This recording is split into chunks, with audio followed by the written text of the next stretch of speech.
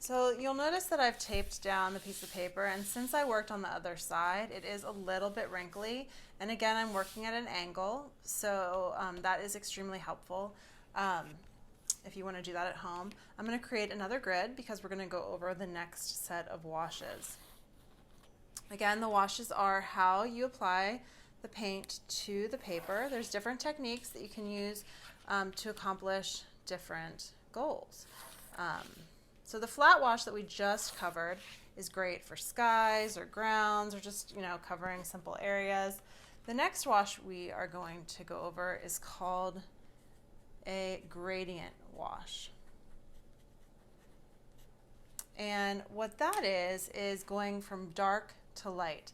Now remember in the beginning of the course as well, I had said when you add more water to paint, it lightens it. So when we're starting with a gradient wash, what you're going to want to do is start with a darker shade at the top.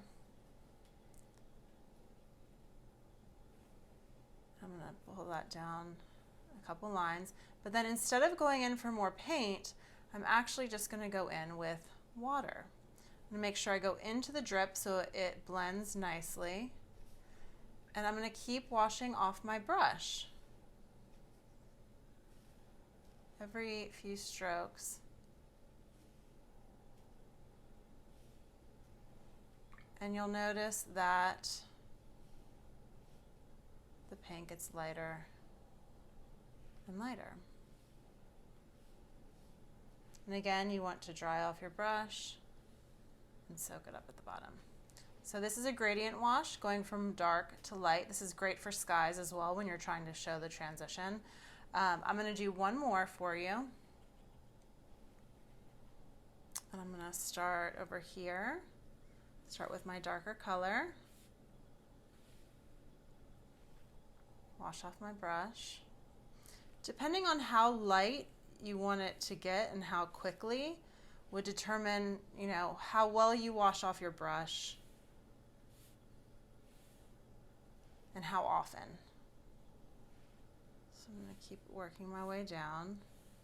And with this one, I want to go a little bit lighter, so I'm really trying to wash off the brush. Don't be afraid to clean out your water every once in a while too.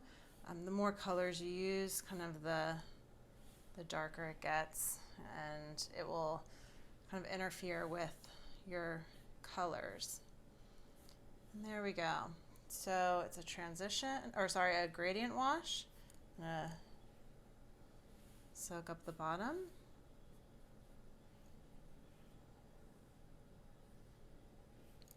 There we go. So go ahead and fill up the rest of your paper practicing the gradient washes. Now remember, don't work next to it because you don't want them to bleed. Try to work, so you're not working next to any wet paint.